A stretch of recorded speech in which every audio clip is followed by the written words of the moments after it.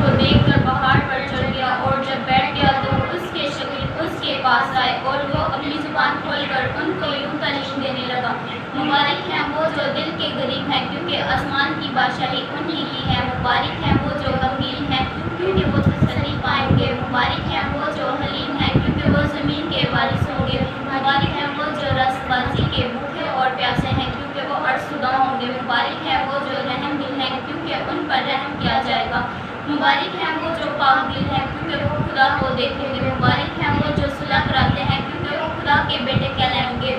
مبارک ہیں وہ جو رزق بازی کے سبب سے ستائے گئے ہیں کیونکہ آسمان کی بادشاہی انہی کی ہے۔ جب میرے سبب سے لوگ تم کو لعن طعن کریں گے اور ستائیں گے اور ہر طرح کی بری باتیں تمہاری نسبت ناحق کہیں گے تو تم مبارک ہوگے۔ خوشی کرنا اور نہایت شادمان ہونا کیونکہ آسمان پر تمہارا اجر بڑا ہے، اس لیے کہ لوگوں نے ان نبیوں کو بھی جو تم سے پہلے تھے اسی طرح ستایا تھا۔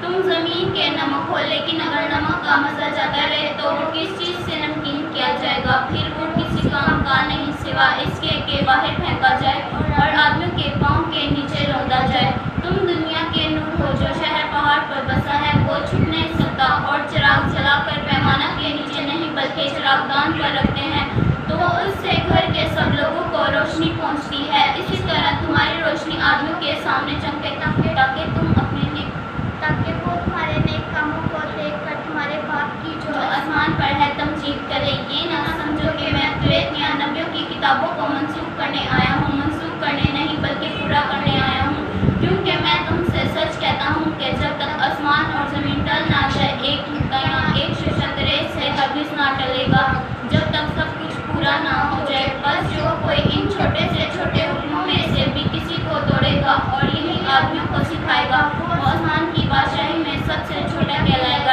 لیکن جو ان پر عمل کرے گا اور ان کی تعلیم دے گا وہ آسمان کی بادشاہی میں بڑا کہلائے گا۔ میں تم سے یہ کہتا ہوں کہ جو کوئی اپنے بھائی پر غصہ ہوگا وہ عدالت کی سزا کے لائق ہوگا، اور جو کوئی اپنے بھائی کو احمد کہے گا وہ آتش جہنم کا سزاوار ہوگا، اور جو کوئی اپنے بھائی کو پاگل کہے گا وہ صدر عدالت کی سزا کے لائق ہوگا۔